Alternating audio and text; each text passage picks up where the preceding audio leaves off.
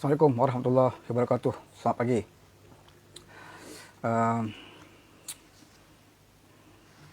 Hari ini persidangan parlimen masih berjalan. Saya buka sekejap tadi.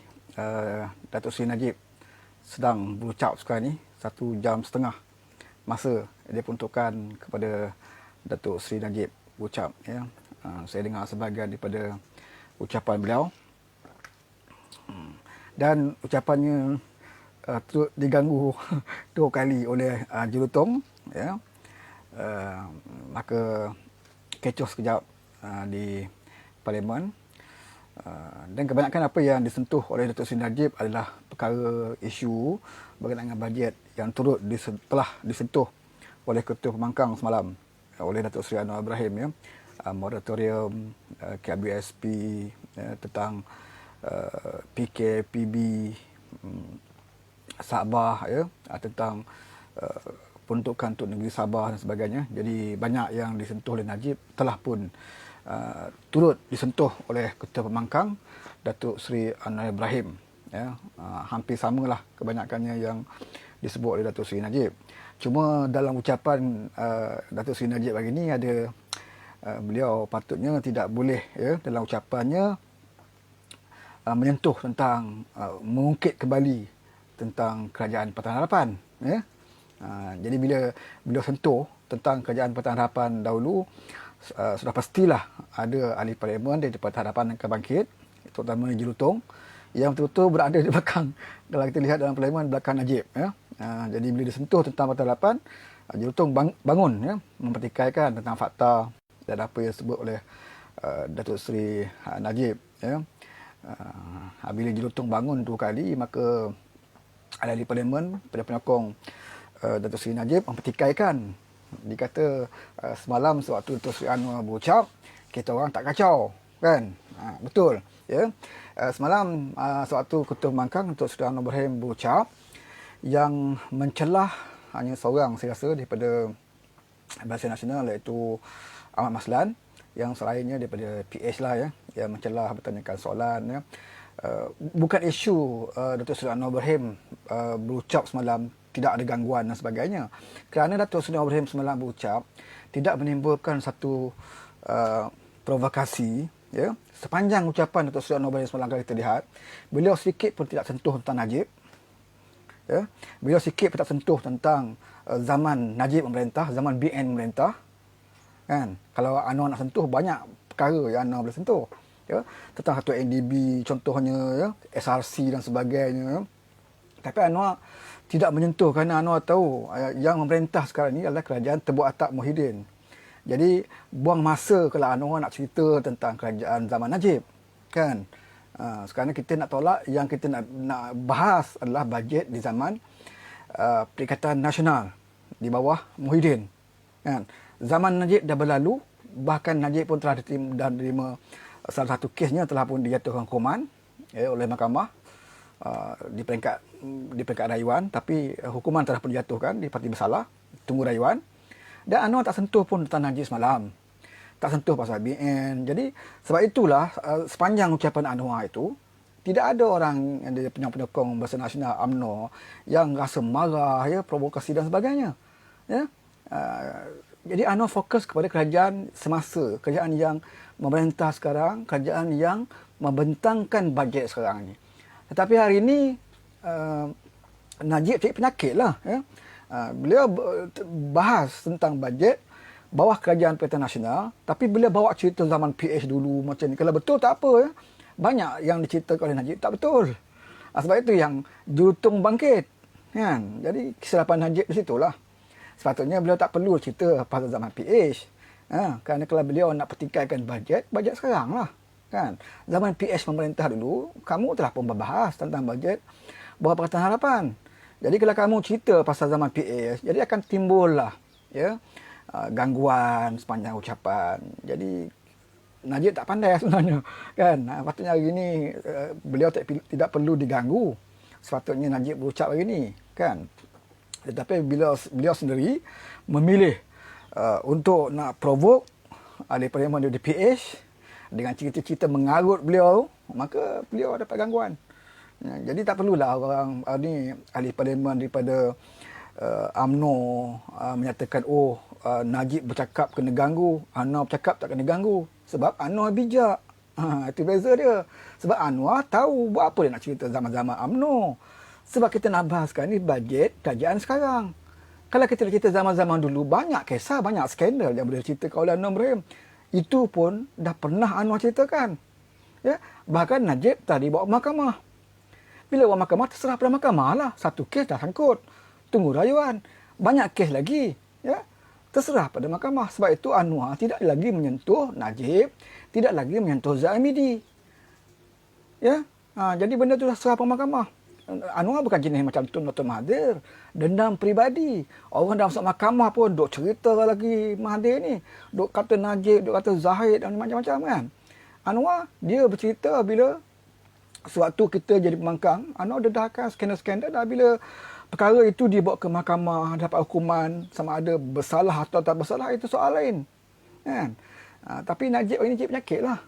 Sebab dia bercakap dalam parlimen hari ini, nak bahas tentang bajet kerajaan Muhyiddin. Tetapi beliau masukkan cerita pasal PA dulu, Petronas lah, apa semua kan. Jadi, memang dapat gangguan lah.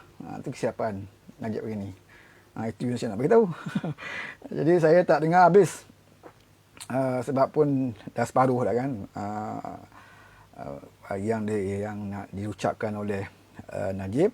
Dan saya tengok pun kebanyakan apa yang diutarakan oleh Datuk Seri Najib adalah perkara yang sama juga yang diutarakan oleh Datuk Seri Anwar Ibrahim, ya, tentang KLBSP, tentang moratorium, ya, tentang peruntukan tambahan untuk di Sabah yang sekarang ini agak kritikal, ya.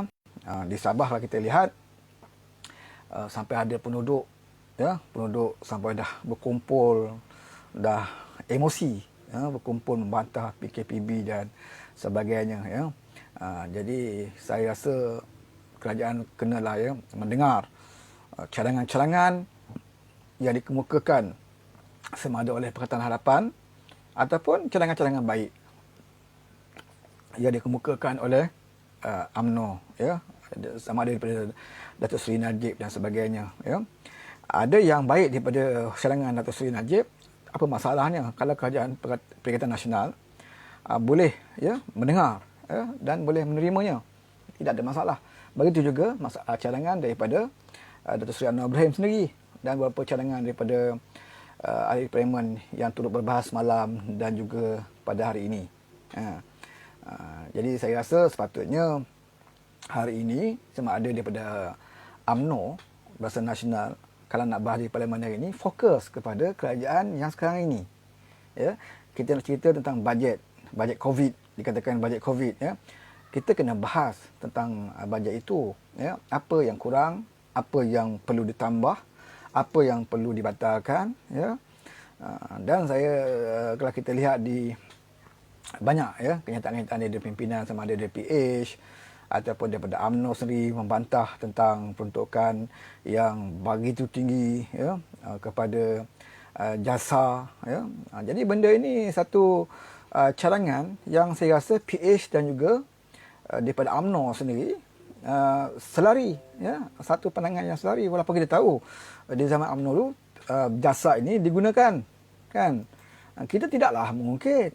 Datuk Seri Anwar Ibrahim pun tidaklah kata dalam ucapannya semalam, jasa ni pun UMNO salah gunakan dulu. Anwar tak sebut pun. Anwar cuma sebut jasa di bawah Perikatan Nasional ini mengapa diberi peruntukan yang begitu tinggi. Ya? Anwar tak sentuh pun apa peranan jasa di zaman Najib. Kalau nak jadi isu, nak jadi ucapan yang berapi-rapi, boleh saja Anwar sebut, ya. Banyak, ya, yang fakta bukti di zaman UMNO Barisan Nasional dulu menyalahgunakan jasa Biro Data Negara dan sebagainya. Jadi Anwar dia jenis apa ni, praktikal, begitu praktikal sekali. Kalau nak bantah bajet, adalah bantah bajet kerajaan yang memerintah sekarang ini, ya. Yang kerajaan-kerajaan yang lepas itu sudah berlalu, ya. Yang bersalah yang dibuat mahkamah, serahkan kepada mahkamah, tentukan, ya, kenapa nak perlu kita bangkit kembali, ya, yang tidak ada kena-mengena dengan sekarang ini. Tapi tidak bijak jugalah Najib hari ni. Bila berucap, bila masukkan zaman PH dulu dan sebagainya, mungkin nak melindungi kesilapan, ya, kelemahan atau penyerangan-penyerangan yang pernah beliau lakukan, ya. Mungkin itu salah satu sebab mengapa beliau bawa sedikit cerita zaman PH dan sebagainya. Tetapi bila beliau masuk zaman PH, sudah tentulah, ya, ahli parlimen PH yang ada dalam Dewan akan bangun. Sebab yang kamu katakan itu perkara yang tak betul, ya. Jadi saya perhatikan situlah, ya, di mana tidak ada kebijaksanaan Najib berbanding dengan Datuk Seri Anwar Ibrahim. Jadi ketokohan Datuk Seri Anwar Ibrahim itu jelas, ya, jelas nampak, ya, proporsional, gentleman, ya, berbanding dengan Najib Tun Razak, ya. Patutnya nanti Najib Tun Razak sekarang ni lupakan, ya, apa pun suatu kerajaan PH memerintah, ya. Sebab sekarang ini sama ada PH ataupun UMNO yang tidak bersetuju dengan Muhyiddin, ya, terpaksa menyerang ataupun terpaksa berdepan dengan kerajaan Perikatan Nasional, ya. Jadi kalau kita dah lari daripada tujuan dan kita kaitkan dengan yang tadi tidak ada kena-mengena dengan kerajaan sekarang ini, bermakna tidak bijaklah, ya, tindakan Datuk Seri Najib pada ucapan beliau pada hari ini. Jadi tak peliklah, ya, kalau beliau mendapat gangguan daripada Jelutong. Jelutong ni memang kita tahulah, ya, budak nakal di dalam parlimen, ya. Setiap parti sebenarnya memang ada budak nakal, bukan Jelutong saja, ya. Kalau dalam PH ni kita ada Jelutong di antaranya. Kalau dalam BN kita ada Saidan Kasim, Bom Mokhtar, lagi ramai, dalam BN yang selalu buat kecoh dalam parlimen, Norma dan sebagainya, ya. Kita hantar Jelutong seorang pun cukup, ya, untuk berdepan dengan Najib. Jadi bila Najib selepas itu, bila Jelutong ganggu 2 kali, kerana Najib meneruskan ucapan dan tidak menyentuh lagi Perkhidmatan Harapan, tidak ada gangguan, ya. Sebab kamu tidak mencetuskan kontroversi, ya, kamu fokus kepada apa yang kamu nak sampaikan kepada kerajaan yang memerintah sekarang ini.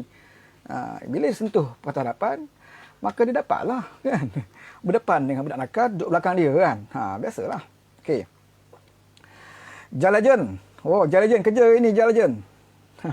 Lama tak jumpa Jalajen. Ain Nur Aini, Hafizah Rumi, Muhammad Sabri Zaidin, Firdaus Johari Gugau.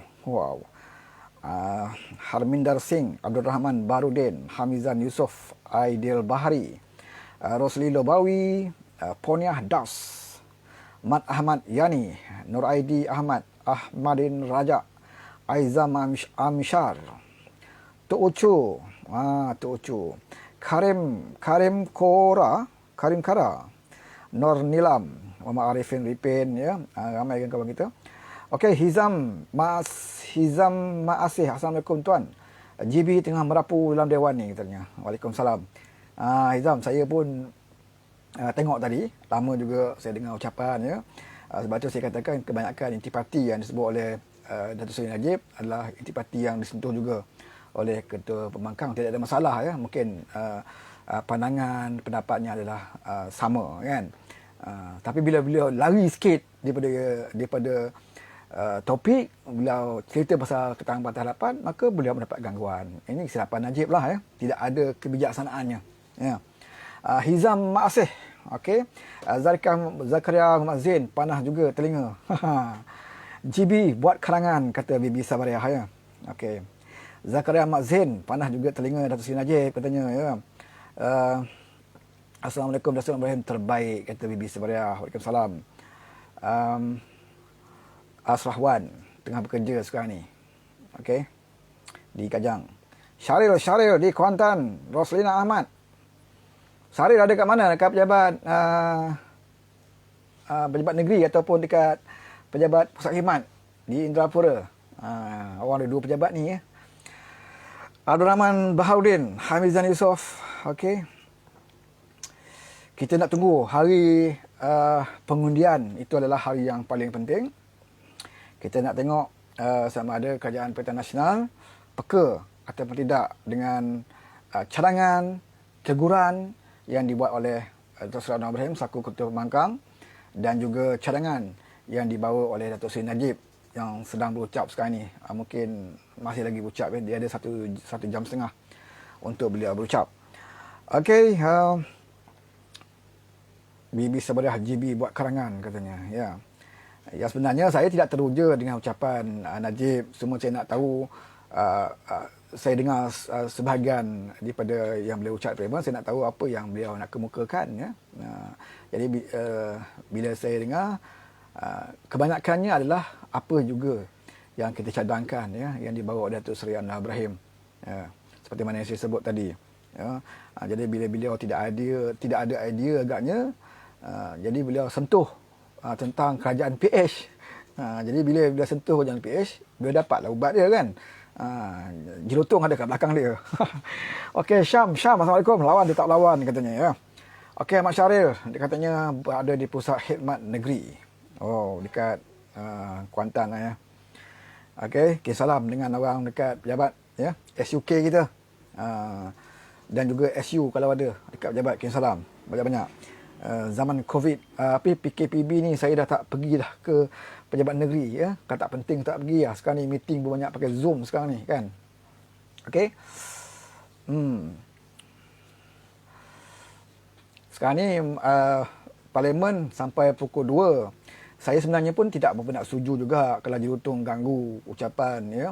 Seperti mana persidangan-persidangan yang lalu kerap sangat mengganggu, kadang-kadang sengaja dia buat nakal kan.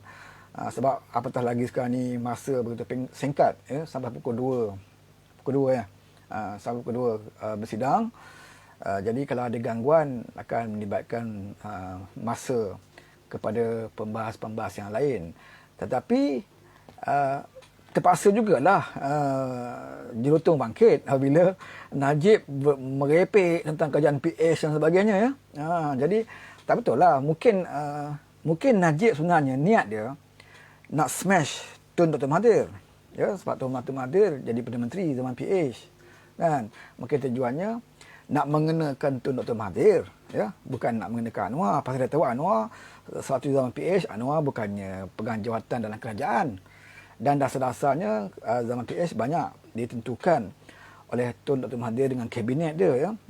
Jadi dia sebagai Perdana Menteri, dia bertanggungjawab terhadap kabinet dan juga dasar-dasar. Jadi mungkin niat Najib itu adalah untuk mengenakan Tun Dr. Mahathir, kan. Saya pun tak tahu hari ini Mahathir datang tak datang parlimen, ya. Semalam pun dengan kabarnya dia tak datang, kan. Saya tak pasti, ya. Mungkin Najib nak attack Tun Dr. Mahathir, tetapi tak bijaklah, ya, bila dia attack Tun Dr. Mahathir. Kalau dia sebut nama Tun Dr. Mahathir, ya, okeylah. Tapi bila sebut kerajaan PH, sudah pastilah, ya, para penyokong ahli parlimen PH akan mempertahankan. Apatah lagi Najib bercakap tidak ada bawa-bawa apa-apa fakta, ya, atas tuduhan yang beliau sebut. Jadi bila kita bangkit, tidak bagi laluan, ya. Kamu dah cakap macam-macam dekat PH, bila kita nak jawab, tidak diberikan laluan, ya. Lebih baik tidak payah bercakap, lebih baik kamu fokus kepada kerajaan yang ada sekarang ini, ya. Seperti mana Datuk Seri Anwar Ibrahim dalam ucapannya semalam, beliau tidak sentuh pun zaman UMNO BN memerintah dulu, ya. Kalau beliau nak sentuh banyak isu, ya, berpuluh-puluh tahun UMNO BN memerintah, banyak sangat isu. Kalau Datuk Seri Anwar Ibrahim nak jadikan modal dalam ucapannya, ya, nak kaitkan macam-macam isu skandal dan sebagainya, ya. Satu NDB, SRC, macam-macam yang boleh Anwar kaitkan. Bahkan isu jasa sendiri pun, kalau Anwar nak kaitkan zaman UMNO BN pun, Anwar boleh kaitkan. Tetapi Anwar hanya fokus jasa, ya, KBSP,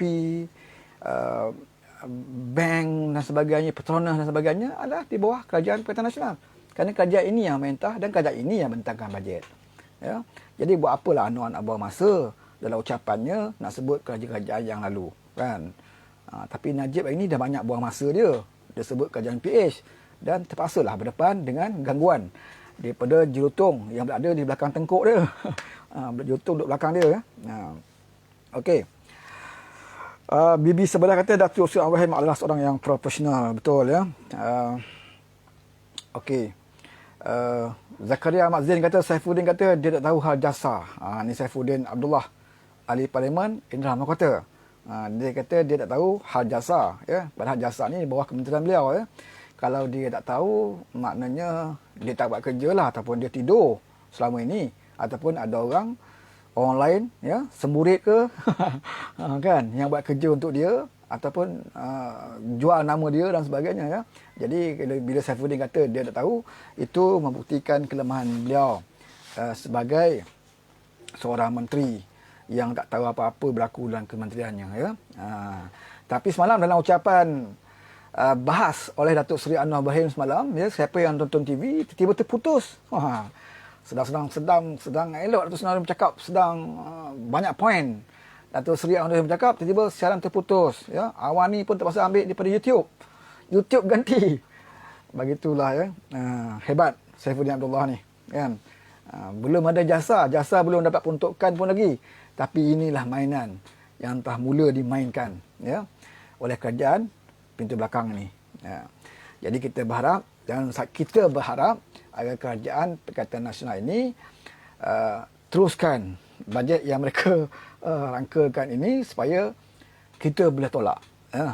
Kita boleh tolak, ya. Kita bimbang juga kalau dia ikut semua, kan. Kalau dia ikut semua, kita tidak boleh nak tolak bajetnya. Harapan kita supaya bajet ini ditolak, ya. Ada yang kata kalau tolak bajet, macam mana nak bayar gaji kaki tangan? Tolak bukan bermakna tolak sampai tolak macam tu, ya. Maknanya tolak ni adalah menolak bajet yang dikeluarkan oleh Muhyiddin, dan bila bajet itu ditolak, Muhyiddin bermakna bahawa dia tidak dapat sokongan dari Parlimen, maka Muhyiddin akan bertemu dengan Kebun Tuanku, mengatakan beliau tidak lagi dapat sokongan, maka beliau tidak boleh jadi Perdana Menteri, ya. Kena terpulanglah kepada Yang Tuan Agong, ya. Kemungkinan tidak akan mengadakan pilihan raya dalam keadaan sekarang ini.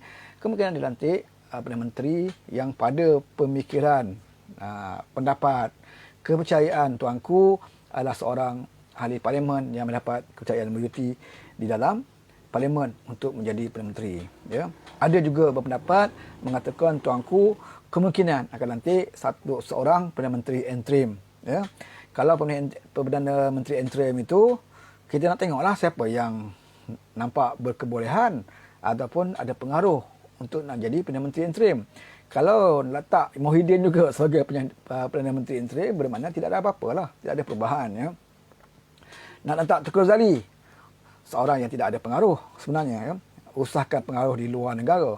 Pengaruh dalam negara sendiri pun, ya, dalam parti UMNO sendiri pun, Tengku Razali tidak ada pengaruh, tidak ada aura, ya, dan tidak nampak mengapa kena harus memilih Tengku Razali sebagai Perdana Menteri interim. Jadi siapa yang kita nak letak, ya? Jadi mau tak mau sama ada nak letak Datuk Seri Anwar sebagai Perdana Menteri ataupun terus melantik beliau sekiranya beliau mendapat sokongan yang lebih banyak di dalam parlimen, ya. Kita bukannya taksub kepada Datuk Seri Anwar Ibrahim, ya. Sebagai anggota keadilan, sudah pastilah kita nakkan presiden kita diangkat sebagai Perdana Menteri, tapi bukan bermakna kita taksub pada badan tubuhnya. Bahkan secara jujurnya kalau kita tanya pemimpin yang ada sekarang ini, siapa yang boleh menjadi Perdana Menteri, ya, yang sihat, yang pintar bercakap, dan bukan sekadar bercakap, ya, dan ada track recordnya menjadi seorang menteri yang mempunyai track record yang baik, ya, berpengalaman memegang jawatan yang tinggi dalam kerajaan. Datuk Seri Ibrahim jadi timbalan Perdana Menteri dan pernah juga memangku jawatan Perdana Menteri sekejap, ya. Dia pernah pegang memangku jawatan Perdana Menteri. Seorang ahli parlimen yang lama, ya, wakil rakyat yang lama, seorang yang telah diuji, ya, kehidupannya diuji dengan susah, dengan derita, diuji dengan kezaliman, diuji dengan fitnah, ya. Jadi orang yang dah masak dengan ujian, orang yang dah masak dengan kesengsaraan, orang yang dah masak dengan penderitaan ini, kebiasaannya bila dia memegang kuasa, dia akan dapat rasakan bagaimana orang rakyat bawahan, ya, derita. Bagaimana rakyat bawahan itu kalau dizalimi dan sebagainya, ya, kerana dia dapat rasai sendiri, bukan sekadar dirinya, bahkan keluarganya, ya, anak isterinya, cucu-cucunya juga, ya, dizalimi, dianiayai, dipisahkan daripada ayah dan juga atuknya, ya. Bahkan anaknya kahwin pun, anak yang tua kahwin. Kita ni kalau keluarga kita, kalau anak yang sulung kahwin ni satu, kita akan majlis yang besar-besaran, ya. Kita rasa seronok, gembira kerana ini anak pertama kita akan mendirikan rumah tangga, ya. Tapi Datuk Seri Ibrahim apabila Nurizah kahwin, beliau berada dalam penjara. Beliau tidak dapat menguruskan perkahwinan anaknya, semata-mata isteri beliau Kak Wan yang menguruskan, ya. Bahkan beliau hanya datang di majlis perkahwinan Nurizah sewaktu akad nikah saja, akad nikah kemudian balik, ya. Tidak bersama dalam sesi bergambar, ya, duduk makan-makan pengantin apa semua, tidak, ya. Beliau akad nikah kemudian balik. Ini ujian Datuk Seri Ibrahim, ya. Anak sulungnya Nurizah berkahwin ketika itu. Kemudian bila kematian, berlaku juga kematian kepada bondanya. Waktu itu pun beliau dalam penjara, ya. Apa yang boleh kita bayangkan kalau perkara ini berlaku kepada kita, ya. Anak kahwin kita tak boleh balik, mak meninggal pun, ya, kita dapat datang ke kubur saja, kemudian kita balik, ya. Kadang-kadang kita dalam penjara dan sebagainya. Jadi ini bukan mudah, ya. Bukan sebarang orang boleh lalui ujian, ya, sehebat begini, ya. Kalau kita nak fikirkan dalam dunia ni pun, kalau letak ranking 1 sampai 5, sudah pasti Datuk Seri Ibrahim berada dalam ranking-ranking ini.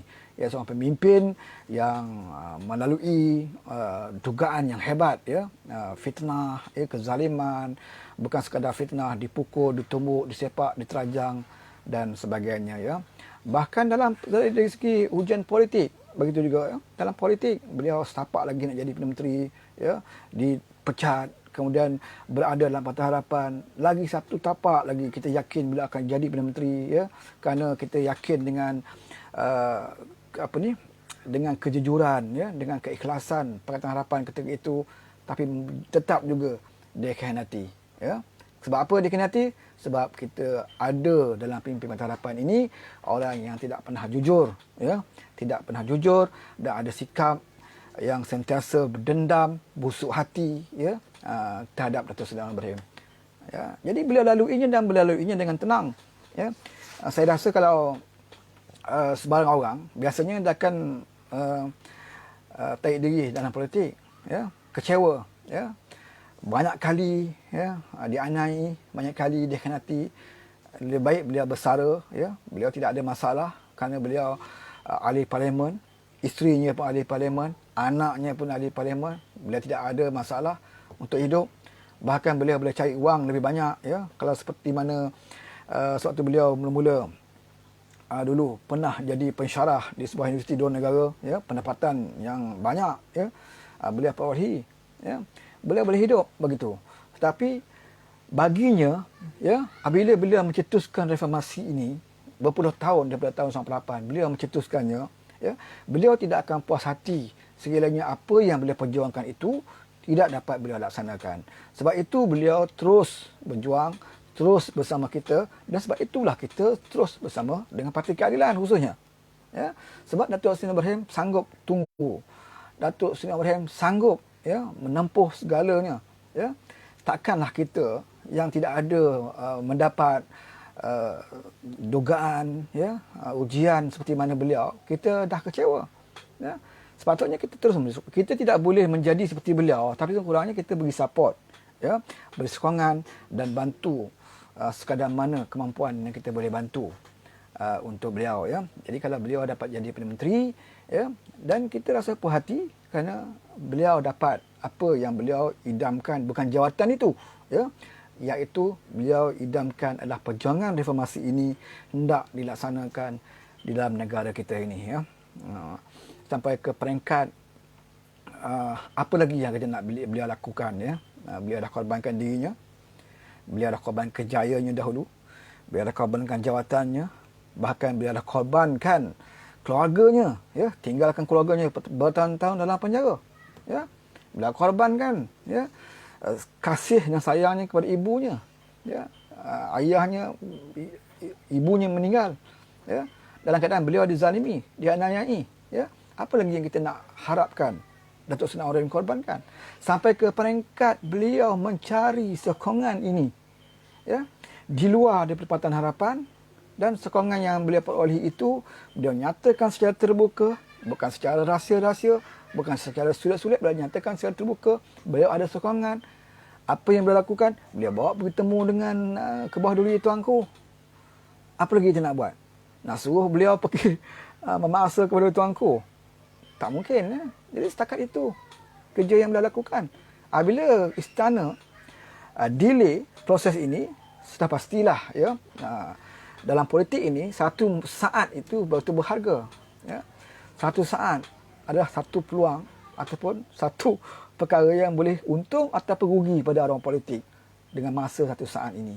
Ya? Apatah kalau didelaykan berminggu-minggu dengan PKP dan sebagainya, sudah pastilah ya, bermacam-macam situasi yang berlaku. Tapi beliau tidak pernah mengalah, beliau tidak pernah menarik kembali apa yang beliau berikan kepada istana, dan beliau tidak pernah membatalkan ya, apa proses yang berlaku di istana. Kemungkinan istana nak beri ruang proses itu berlaku di parlimen, itu pun beliau masih lagi meletakkan syarat ya. Beliau tidak kemaruk dengan jawatan Perdana Menteri ini, ya, nak fokus kepada undi tak percaya, nak fokus tolak bajet dan sebagainya. Datuk Seri kata, okey, ini bajet COVID, kamu hendaklah menyediakan bajet COVID seperti mana yang dipertetahkan oleh Kebawah Duli tuanku. Tetapi sekiranya bajet COVID ini kamu selewengkan untuk kepentingan puak-puak kamu, ya, peruntukan diberikan tidak ada kena-mengena dengan COVID, hanya untuk kepentingan parti politik ataupun ada usaha-usaha lain ya, untuk mengisytiharkan COVID banyak negeri, kemudian tak boleh darurat buat COVID dan sebagainya ya.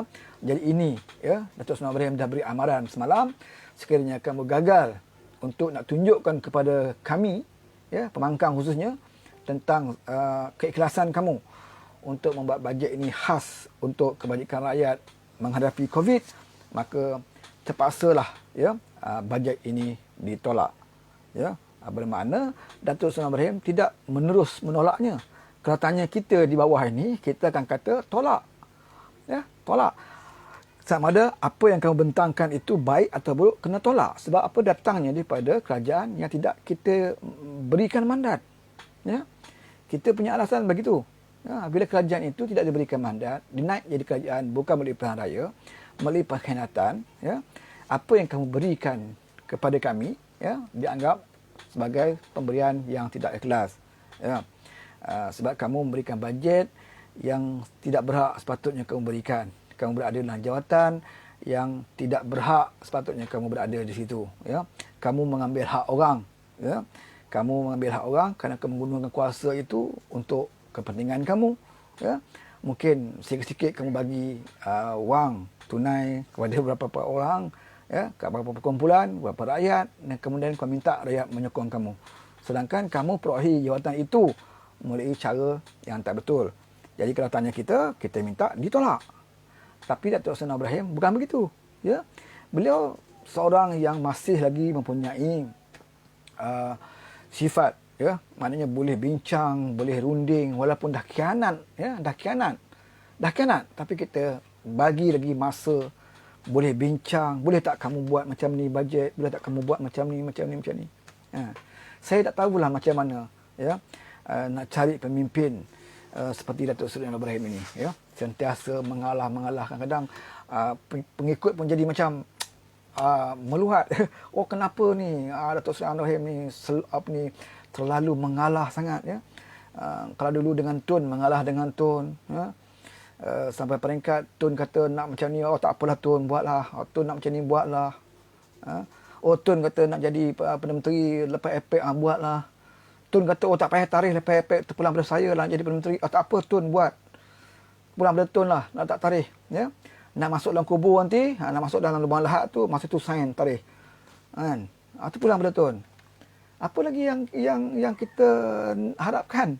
Ya? Akhirnya kena juga. Kan? Kena juga. Tak apalah, dah kena lah. Anwar tak serang Tun. Selepas pada Tun kianat, Anwar tak sentuh pun Tun. Ya? Tak pernah kata Tun macam. Tapi Tun masih lagi bercakap tentang Anwar Ibrahim. Dah hilang kuasa, dah hilang jawatan, ya, setelah dikhianati oleh orang kepercayaan dia, Azmin dan juga Muhyiddin, Tun Mahathir masih lagi menyerang Datuk Seri Anwar Ibrahim. Ya? seorang Perdana Menteri, Datuk Seri Anwar Ibrahim tidak layak jadi Perdana Menteri. Datuk Seri Anwar Ibrahim ini seorang yang tidak dapat sokongan orang Melayu dan sebagainya, ya. Padahal fakta membuktikan bahawa yang tidak dapat sokongan Melayu itu adalah Tun Mahathir, ya. Sebab beliau bertanding PRU 14 dulu, kita bagi kerusi kepada Bersatu, kerusi yang paling banyak, 52 kerusi parlimen. Dan boleh katakan kesemua kerusi parlimen itu adalah kerusi majoriti Melayu. Tetapi Bersatu hanya dapat 13 kerusi. 13 kerusi saja. Datuk Seri Anwar Ibrahim juga telah membuktikan bahawa beliau boleh bertanding di kawasan majoriti Melayu pun boleh menang, di kawasan campuran pun beliau boleh menang, ya. Bertahun beliau menjadi ahli parlimen Pematang Pauh semenjak daripada zaman beliau berada dalam UMNO. Beliau pernah bertanding dengan Mak Sabu di Pematang Pauh, tak salah saya. Pernah bertanding dengan Mahfuz Omar waktu itu. Mereka dalam PAS di Pematang Pauh. Anwar Ibrahim tetap dapat undi yang besar di Pematang Pauh. Kemudian beliau dalam pembangkang, beliau masih lagi menang di Pematang Pauh. Kawasan Melayu majoritinya, ya. Masuk pula isteri beliau Kak Wan masih menang.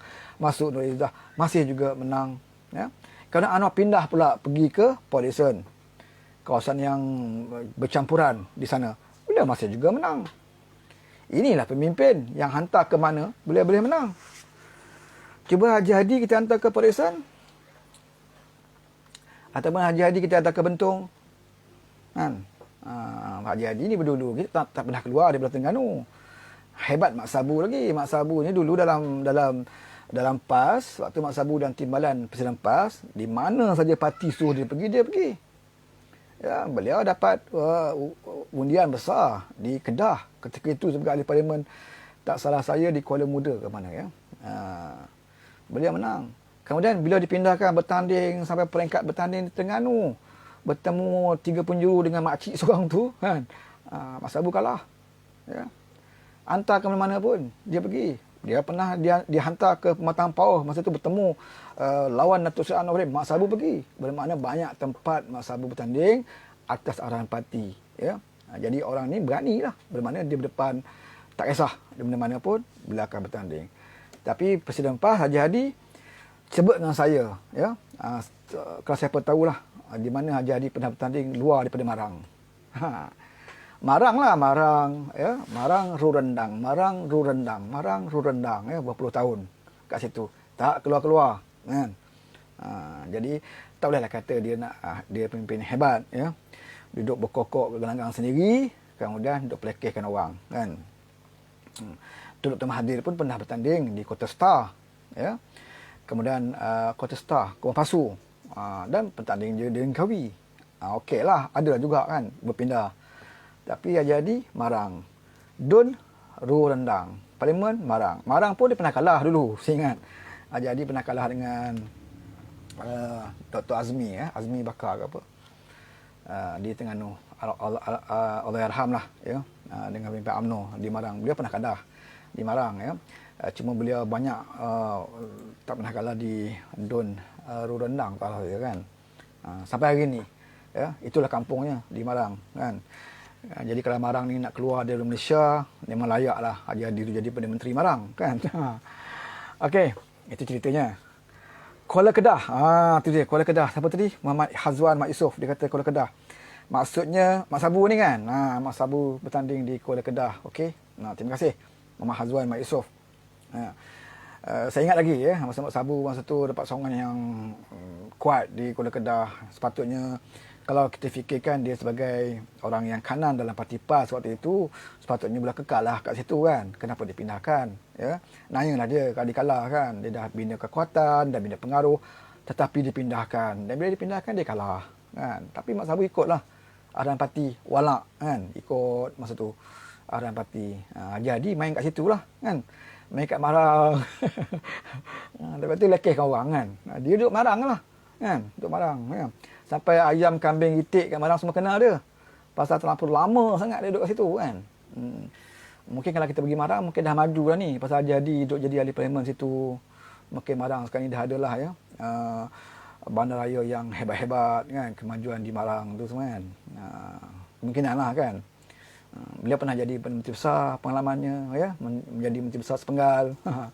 Apa jasa dia Menteri Besar sepenggal, ya? Menghapuskan tol 50 sen dia Terengganu, kemudian menutup sekolah-sekolah tadika, macam itulah. Jasa zaman Pemerintahan PAS Satu Penggal, Dewa Haji Hadi. Kalau tanya orang UMNO, sebab tu sekarang ni UMNO di Terengganu pun tak apa ngam dengan PAS sebenarnya. Ya. Mereka tahu PAS ni. Mereka pernah duduk berada di bawah PAS pemerintah. Jadi orang UMNO faham. Ya. Mak Said faham sangat dengan panggil PAS ni. Ya. PAS ni dia tak boleh dapat kuasa. Ya. Dia kalau dapat kuasa, dia nak dapat kuasa ni macam-macam cara dia boleh buat. Ya. Dia boleh gunakan dalil ni untuk dapat kuasa. Ya. Dia nak dapat kuasa, dia gunakan nas ni, dalil ni untuk dapat kuasa. Bila kuasa dia tu dikhianati ataupun kuasa tu dia dirampas, dia ada dalil pula ya untuk nak menghukum orang yang khianat ni. Saya pernah cerita sebelum ni ya, bagaimana kuasa dia hilang di Perak di Bani Nizar, dia gunakan hadis nas ni untuk menghukum orang yang khianat. Tapi bila dia dah bersama dengan Muhyiddin, khianat di Putrajaya, rampas kerajaan Parti PH, dia ada dalil lain pula. Dia panggil PAS. Dia nak buat apa pun dia akan cari mana yang sesuai dengan dia kan. Waktu dia berlawan dengan UMNO dulu macam lah, sampai keluar amanat Ajadi kan. Saya dah pernah ulah lah ni kan. Tapi seronok cerita pasal PAS. Sebab lah kalau nak cerita pasal UMNO ni sebenarnya lebih seronok cerita pasal PAS ya. Dengan UMNO ni kalau kita nak sebut tentang mungkin adalah isu skandal kan. Isu perkauman, itu sajalah kita nak sebut pasal UMNO. Tapi kalau dengan PAS ni seronoknya pasal dia main jual agama ni. Agama kan. Macam yang baru ni. Ada keluar dalam Malaysian Insight ya, gambar Dewan Setiausaha Dewan Ulama, mereka menguap kat parlimen tu, buka mulut macam anjing laut. Kat parlimen tu buka mulut kan.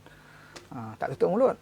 Tapi bila Mujahid itu hari dia dapat gambar Mujahid menguap, dia punya hukum dia.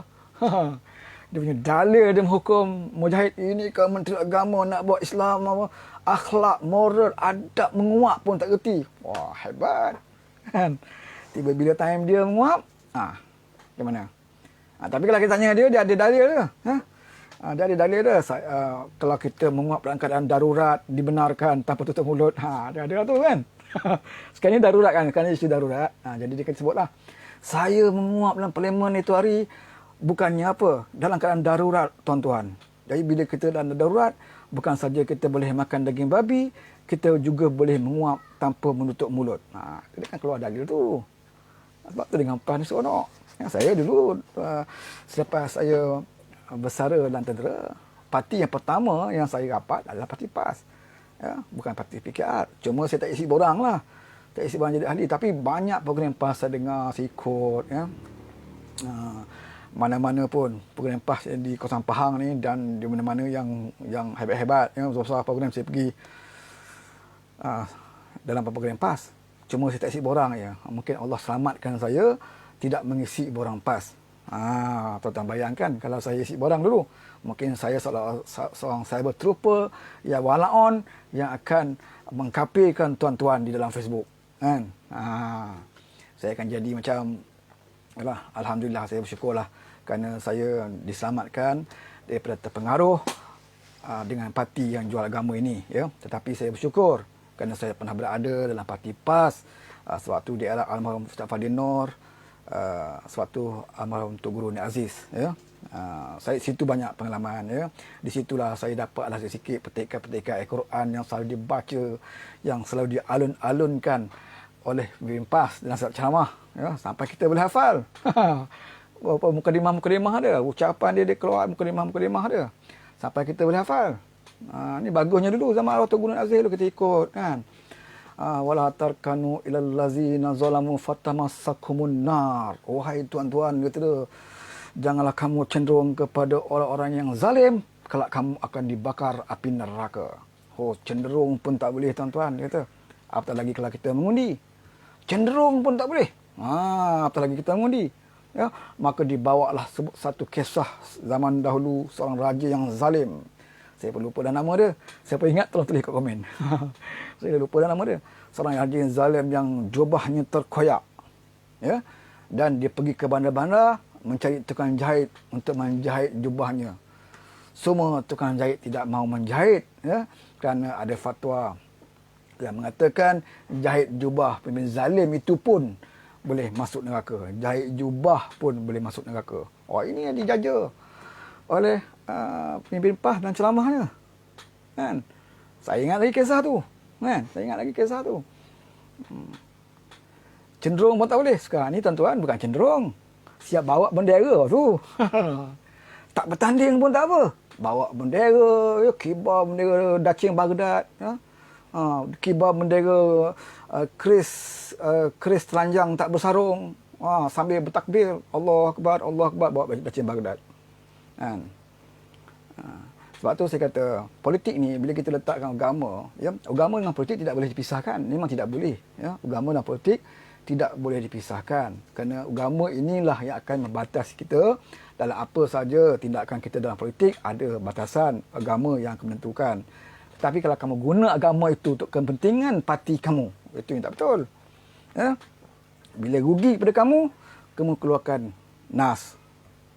Bila untung pada kamu berubah salur hukum. Ya. Bila berbaik dengan DAP, maka kamu berucaplah memuji-muji DAP. Tuan-tuan masih ingat satu ketika dahulu, sewaktu DAP dalam Pakatan Rakyat begitu berapat dengan PAS. Bukan setakat puji DAP dalam ceramah, dalam member masjid di Pulau Pinang. Saya masih ingat lagi. Seorang pemimpin PAS berkhutbah di sebuah masjid di Pulau Pinang. Dalam khutbah Jumaatnya memuji-muji Lim Go Eng, ya, Ketua Menteri Pulau Pinang. Dalam khutbahnya semoga mendoakan Lim Go Eng, semoga Allah memberikan taufik dan hidayah kepada Lim Go Eng, kerana beliau seorang pemimpin walaupun kafir tetapi pemimpin yang jujur, yang boleh membela Islam di Pulau Pinang, ya, yang tidak menganiaya orang Islam. Maka mendoakan, ya, atas khutbah Jumaat di Masjid Pulau Pinang supaya Allah berikan taufik dan hidayah kepada Lim Go Eng. Waktu itu UMNO marah. Ya, UMNO kata apalah PAS ni orang kafir pun doa. Tapi betul lah, ya, kita bukannya mendoakan dia, kita minta Allah berikan taufik dan hidayah. Perkara ini pernah diajar oleh Nabi. Nabi sendiri pun berdoa dengan Tuhan supaya memberikan taufik dan hidayah kepada bapa saudara dia Abu Talib. Ya, ini digunakan oleh PAS. Tidak salah tindakan PAS itu, ya. Tetapi bila dia bermusuh dengan PAS, tengok apa berlaku. Bermusuh dengan PAS, dia keluar bab lain pula. Semua perkara nak kaitkan dengan DAP. Semua perkara nak kaitkan dengan DAP. Ya, pemandu mabuk tu entah MCA mana entah. DAP. Berlaku peristiwa Allahyarham Adib. Ya, kisah bomba. DAP. Ya, padahal kisah Adib ni panjang cerita dia. Panjang cerita dia. Orang Melayu yang dapat upah sebagai something pun terlibat dalam kes kuil ni. Dan mencetuskan perbalahan. Ya, bukan isu perkawaman. Ini isu salah faham. Ya, di antara kuil yang telah pun dijual dan sebagainya, ada yang tak tahu. Macam kita lah, ya, kita ada satu masjid yang dulu diwakafkan, ya. Tiba-tiba orang yang punya ni pun dijual. Kita tak tahu. Kemudian ada orang jual pada Cina, kemudian Cina tu nak ambil balik tapak masjid. Jadi kita tak tahu, kita akan pertahankan masjid itu. Jadi berbalah lah, kan. Jadi semua pihak ada melakukan kesalahan dan juga kesilapan dalam isu kes Adib ni. Dan sudah takdirnya Adib ni nawaitu dengan baik melaksanakan tugas sebagai ahli bomba, datang untuk membantu dalam rusuhan sebagainya, dan dia terbunuh. Kita tahu siapa yang bunuh. Tidak ada saksi, tidak ada video, tidak ada gambar. Tetapi dimainkan sebagai isu, ya, demonstrasi, berhimpun dan sebagainya, dan lawan-lawankan DAP dan sebagainya, ya. Termasuklah kes Zakir Naik pun kita kaitkan juga dengan DAP, ya. Dr. Mujahid bertemu dengan orang kumpulan LGBT, ya, dengan pondan-pondan ni untuk nak kaunseling, bertemu dengan mereka. Tengok Dr. Mujahid, ya, telah diracun oleh DAP dah ni, kawan dengan LGBT dan sebagainya. Tengok, kan. Tapi bila beliau mereka Perikatan Nasional Mentah, Menteri Agama Dr. Zulkifli bekas mufti wilayah bertemu juga dengan kumpulan orang-orang yang pondan ni, ya, LGBT ni. Kenapa mereka tak bunyi? Sebab mereka sebahagian daripada kerajaan sekarang. Itu bezanya, ya. Kes dalam PS Perintah, berapa banyak kes mabuk, langgar mati, kan. Dia bandingkan bawah kerajaan Perikatan Nasional yang tak sampai 24 bulan pun. Ya, tak sampai 22 bulan pun. Baru 8 bulan, 6 bulan, berapa banyak kes. Bukan setakat orang awam, langgar polis pun ada.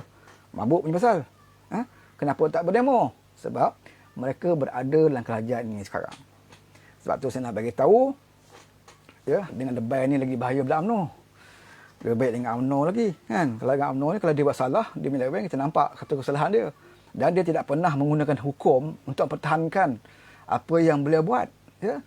Macam Najib, kalau dia kata dia tidak mengambil wang Hatib DB, dia tak ambil penglibatan dia dalam akserasi dan sebagainya, dia tak gunakan dalil hadis untuk pertahankan diri dia. Dia kan guna kaedah-kaedah undang-undang, lawyer dia, ya. Dia gunakan cara dia nak berhujah, ya, macam mana nak lepaskan diri dia. Ya. Dia tak gunakan hukum. Tapi berbanding dengan PAS. PAS ni dia akan jual agama lah ni. Ya.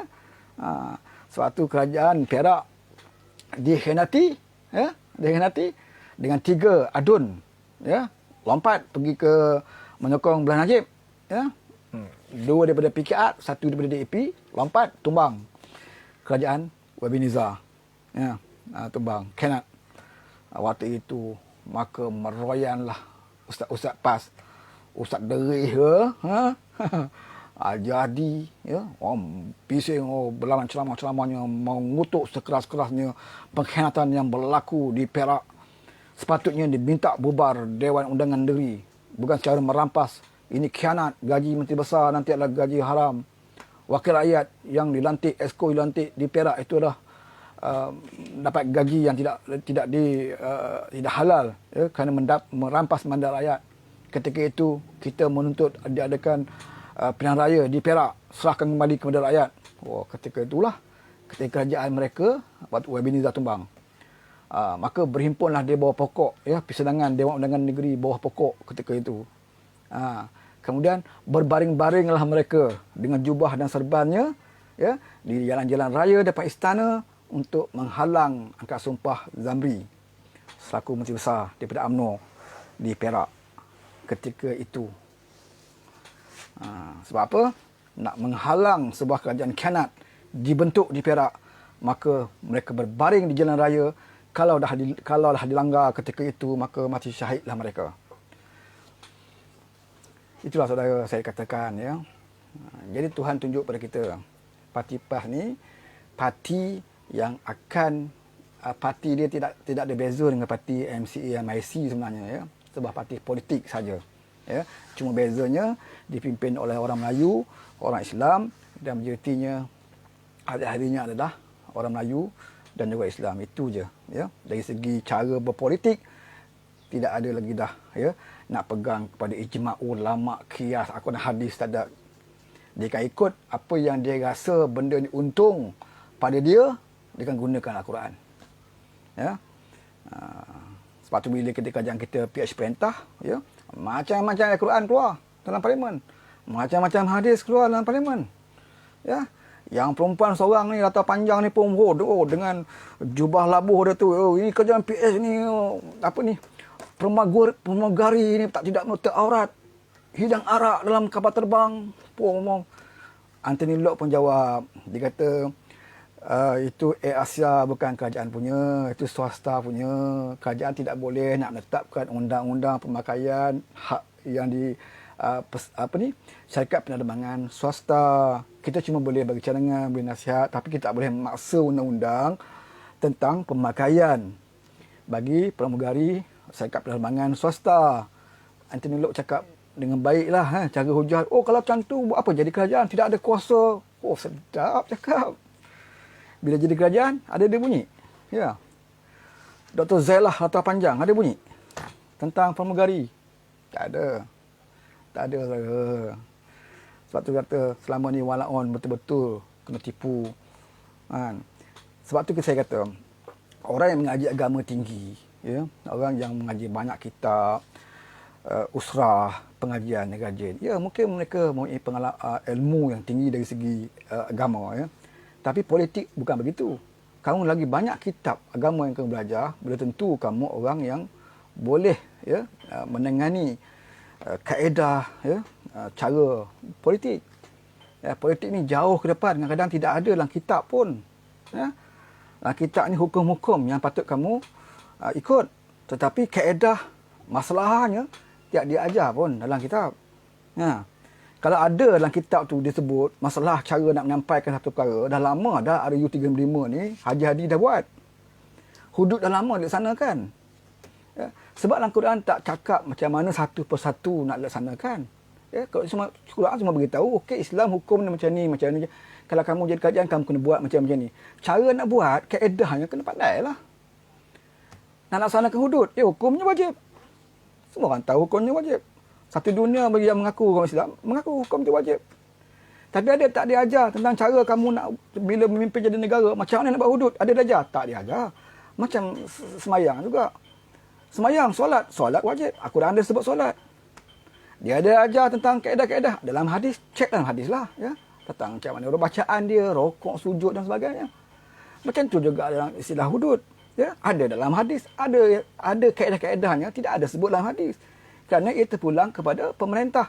Macam mana masalah nak buat hudud contohnya. Ya? Pertama sekali nak hudud, kena dapat pindah perlembagaan. Pengalaman yang ada sekarang ni lah. Yang dulu Haji Hadi kata perlembagaan ini penjajah, perlembagaan kafir. Ya? UMNO mengekalkan perlembagaan penjajah. Maka kita melawan UMNO Barisan Nasional ini adalah jihad. Kalau kita mati dalam perjuangan ini, maka mati kita adalah mati syahid. Maka berlakulah peristiwa di Mali. Kan? Perlembagaan. Dan perlembagaan itu masih kekal sekarang ni.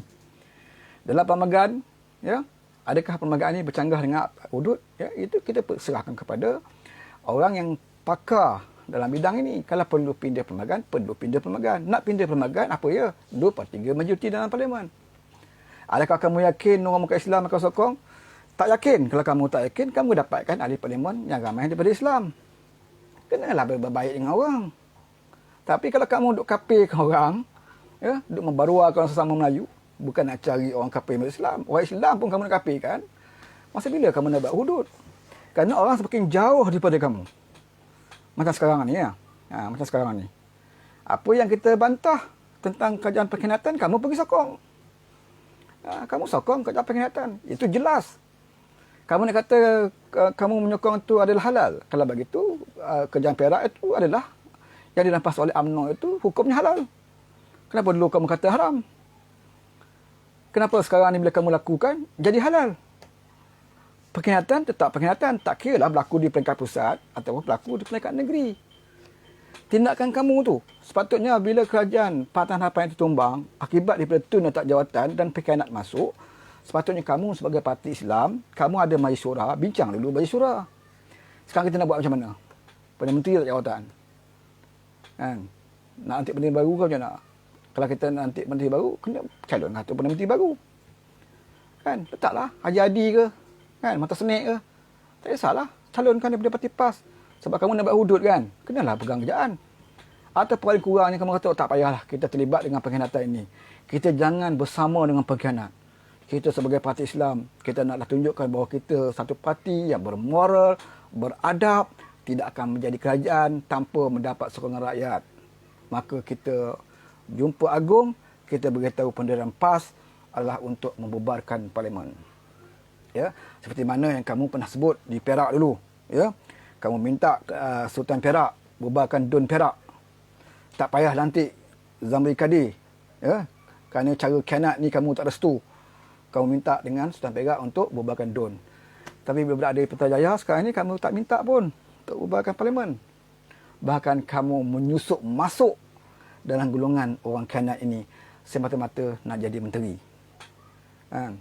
Jadi macam mana kamu nak berhujah? Tak payah berhujah dengan alim ulama lah kan. Berhujah dengan orang jahil pun, kalau tak percaya kamu hancur. Kalau main politik. Sebab dalam politik ni tak semestinya kamu ada kitab tebal-tebal aku baca. Tak semestinya kamu kena pandai bagi usrah setiap minggu. Ya? Politik kalau nak kira agama, ni bila kita cakap politik, kamu nak cerita politik, baca Fatihah betul-betul. Kalau nak jadi orang politik, nak jadi Perdana Menteri pun nak baca Fatihah betul, tu imam kampung saya apa boleh jadi Perdana Menteri. Ya? Lantiklah Qori dan Qariah. Untuk nak jadi Perdana Menteri. Pasal tentu bacaan cantik, lagu dan sebagainya, kan? Tapi itu bukan dia. Dan saya masih ingat lagi di sewaktu almarhum Ustaz Fadil Noor, Presiden PAS. Ketika itu nak mencalonkan calon-calon wakil rakyat bertanding di Dun Negeri Kedah. Ya, ketika nama percalonan sampai kepada almarhum Ustaz Fadil Noor, bila lihat ramai calon-calon itu terdiri daripada ustaz-ustaz, ya, ustaz-ustaz guru pondok dan sebagainya lah ya, pengetua pondok, madrasah ni sebagai calon PAS di Kedah. Apa kata Ustaz Fadil? Dia tak bersetuju macam tu. Dia kata kita nak perintah Kedah ni bukan kita nak jadikan Kedah ni pondok. Kita bukan nak jadi Kedah ni sebagai madrasah. Ya? Kita nak mentadbir negeri.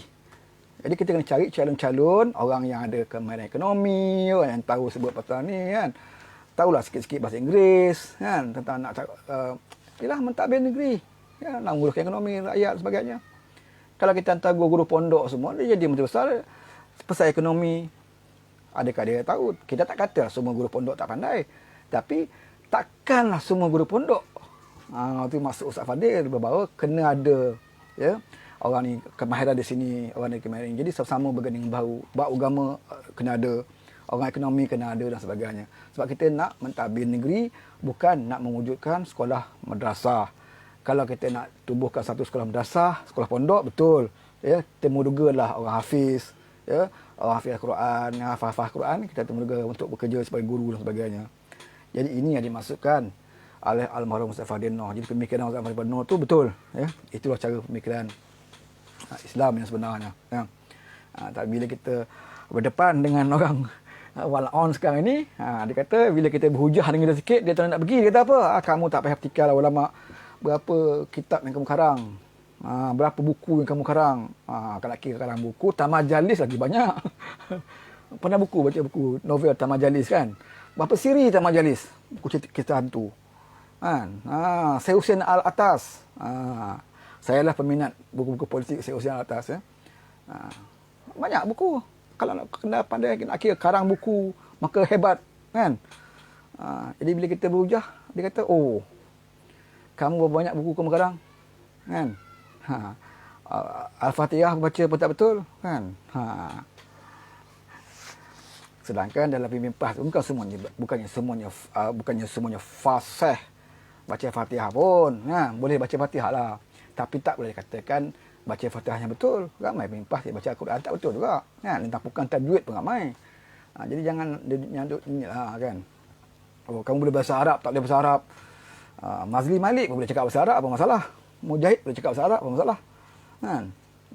Mu'tasim belum tahu lagi, boleh tak boleh bahasa Arab kan? Itu kita tanya Lina lah kan, dengan fikah, mungkin dia tahu. Okey, Jasmine Saleh, Parti Ajaran Sesat, PAS katanya. Ini saya tak pernah kata PAS ni parti ajaran sesat ya, tapi dari segi politik memang sesat lah. Dari segi politik ya, bukan akidah. Politik memang sesat pasal dia cacah merbah kan. Yang duk tuduh PAS ni parti ajaran sesat adalah UMNO. Siap ada convention di Terengganu, saya ingat lagi tahun bila ya, convention PAS Parti Ajaran Sesat, banner besar di Terengganu. Itu betul, itu ada. Jadi tak pelik lah kalau PAS kata PAS buat convention menyesatkan UMNO kan. UMNO buat convention menyesatkan PAS, pasal PAS pun pernah menyesatkan UMNO. Jadi kalau kau sesatkan aku sesatkan kau. Jadi dua-dua sesat.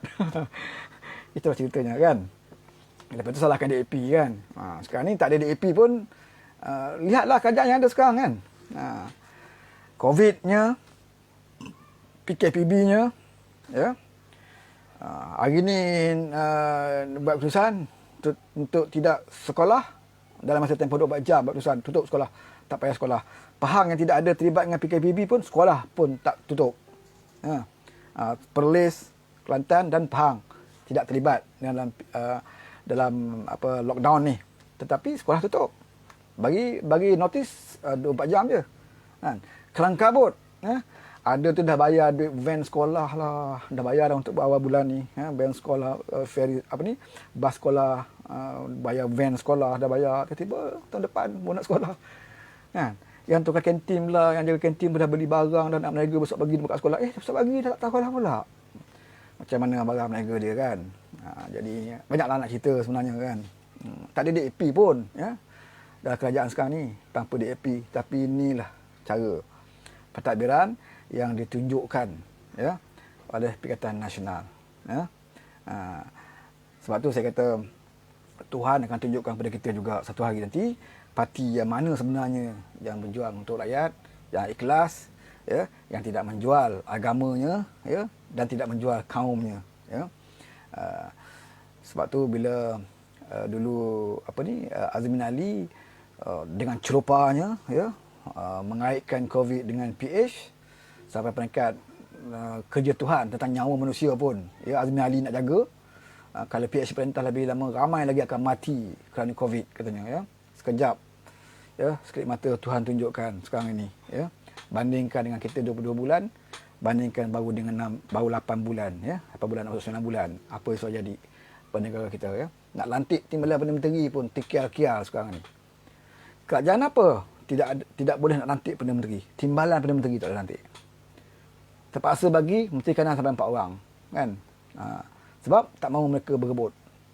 Nak lantik seorang, masalah nak lantik seorang. Nak bagi peruntukan kepada UMNO. UMNO kata kalau nak bagi aku jadi Timbalan Perdana Menteri, akulah kena cari orang. Oh tak boleh, saya akan pilih orang kamu. Ni masalah dia. Kan, dia nak Syamuddin, dia nak orang ni, tapi UMNO tak mahu. UMNO nak orang dia lah. Dalam parti politik pula, kalau nak pegang jawatan yang tinggi ni, kebiasaannya, lazimnya akan ikut hierarki parti. Ya, hierarki parti. Perdana Menteri biasanya presiden, ya, timbalan dan sebagainya. Jadi kalau nanti nak bagi kuota timbalan Perdana Menteri itu kepada UMNO, semestinya UMNO akan mencalonkan presiden mereka, ZMED. Kalau tidak pun timbalan presiden, ya. Tapi timbalan presidennya bukan ahli parlimen. Ya, Mak San. Kenapalah kamu bersungguh-sungguh nak letak nama Syamuddin? Syamuddin adalah UMNO pun tidak ada jawatan. Jadi ini masalah dia. Nak nanti timbalan Perdana Menteri pun tak boleh, walaupun dalam kerajaan itu tidak ada DAP. Ya. Jadi selama ni dikatakan PS rosak kerana DAP dan sebagainya, ternyata, ya, Tuhan tunjukkan pada kita bahawa bukan DAP, ya, yang menyebabkan satu negara itu jadi ada masalah dan sebagainya, ya. Dicatat di atas pemimpin itu sendiri, ya. Pemimpin itu sendiri. Sekarang ni pun di kata DAP pun tidak ada satu apa pun fakta ataupun bukti-bukti yang boleh ditunjukkan kepada rakyat apa yang masalahnya DAP ni, ya. Sampai peringkat, oh masalah ni kalau ada DAP, nak bersama dengan PKAT boleh tapi jangan ada DAP. Memang DAP pun ada masalah, saya akui, ya. Sama juga dalam PKAT pun ada pemimpin dia yang bermasalah, ya. Isu perkauman contohnya, ya, resis. Mana parti pun ada orang resis, dalam UMNO pun ada. Bahkan dalam UMNO lagi teruk resis. Kita pernah lihat dalam sejarah UMNO, orang yang bawa keris, julang keris, cium keris dalam perhimpunan, ya. Pernah kita tengok DAP pegang keris, pisau, pedang dan sebagainya? Tak ada, ya. Tapi UMNO buat, ya, cium keris, ya, julang keris panjang ni dalam perhimpunan. Hidup Melayu, hantam DAP, hantam Cina dan sebagainya. Kan? Pernah berlaku dalam UMNO. Kita masih ingat lagi perkasa satu ketika dulu, pewaris, pekida dan sebagainya. Ya, apa yang mereka lakukan. Tapi kita menyalahkan DAP, resis dan sebagainya. Kan? Ya, betul satu dua mungkin adalah, ya. Dalam PKAT pun ada satu dua yang kadang bercakap keterlaluan. Ini biasa dalam parlimen parti politik, ya. Tapi janganlah tuduh satu parti itu seolah macam komunis dan sebagainya. Sedangkan parti itu masih lagi berdaftar, dibenarkan dalam perlembagaan untuk bertanding dalam pilihan raya dan sebagainya, ya. Kalau rasa parti itu adalah parti yang betul-betul kamu anggap resis, yang tak sesuai berada negara ini, buat laporan kepada RAS ataupun Report Polis, bawakan fakta, bukti mengatakan DAP ni telah pun menanamkan semangat kebencian kepada agama, anti raja-raja dan sebagainya. Tetapi fakta yang ada daripada kita yang duk pertikaikan raja-raja ni di kalangan kita jugalah. Dalam UMNO pun ada sejarahnya, ya, membuang kuasa raja-raja. Ada sejarahnya menabalkan raja yang lain. Okey, no lives on. UMNO sembang dalam rumah aja. Dengan MCA pun takut katanya. Mahraban Omar terbaik katanya. Faizal Aswar adun PAS luruskan kenaikan gaji kemudian naikkan cukai pintu 1%. Mantap, ya. Tapi bab gaji ni kita tak boleh dah nak kata apa, sebab Tuan Benton Man pun sebut, ya. Jangan kita dengki bila wakil rakyat daripada Kelantan naik gaji kerana itu adalah ketentuan, ya. Ajal maut rezeki ini telah pun ditentukan oleh Allah Subhanahu Taala, ya. Jadi Allah dah takdirkan bahawa wakil rakyat di Kelantan dapat majlis baru, ya. Allah juga takdirkan bahawa wakil rakyat mendapat kenaikan gaji, dan Allah juga mentakdirkan bahawa air di Kelantan ya masih keruh, kena tunggu 30 tahun lagi, dan Allah juga akan menurunkan hujan di bumi Kelantan mungkin dalam bulan Tengkujuh ni ya. Maka tadalah air hujan. Itu adalah nikmat yang Allah kurniakan kepada rakyat di Sabi Mekah. Jadi kita kena redha lah ya. Kalau kita lawan lagi, kita akan dicop sebagai orang yang tidak mensyukuri nikmat Allah, kan? Saya masih ingat lagi dulu ada kerajaan di Kelantan yang menyatakan sesiapa rakyat Kelantan yang tidak bayar bil air, maka dikhawatiri sembahyang mereka ya diterima atau tidak oleh Allah SWT, kerana dianggap sebagai tidak bayar bil air ya, tak bayar bil air, maka dikhawatiri ibadah mereka, solat mereka apabila mereka berwuduk menggunakan air yang tidak dibayar ya, sebagai mencuri air lah, kan. Satu ketika dulu keluar cerita ni diberakan ya, punyalah collect duit daripada rakyat sebayar air ni, keluar hukum agama ya. Tak bayar bil air dikotiri ibadat kamu itu tidak diterima oleh Allah Ta'ala, kerana ambil wuduk dengan guna air tak bayar. Mereka nak timirang orang bodoh boleh lah, kan. Kita yang diharamkan air ni, air curi ya. Kalau mereka curi air, okey, hukum dia haram ya, gunakan wuduk ya. Contohnya kita pergi curi meter air ya, rumah orang ataupun kedai orang, kita buka meter, kita curi salur rumah kita, betul lah ya, tak boleh gunakan air curi. Tapi kalau air di meter rumah dia, cuma dia tak bayar bil, itu bukan mencuri, itu berhutang. Dia tak bayar bil, tak ada duit, berhutang dulu, dia tak curi. Jadi takkanlah kita tak kata semayang dia dipertikaikan apa semua, kan. Tapi saya pelik lah ya.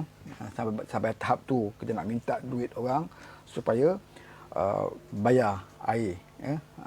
Dan kita takut-takutkan dengan hukum-hukum yang kita ciptakan sendiri. Okey, cukup sampai sini dulu. Assalamualaikum semua, kata awang. Awang pun sampai.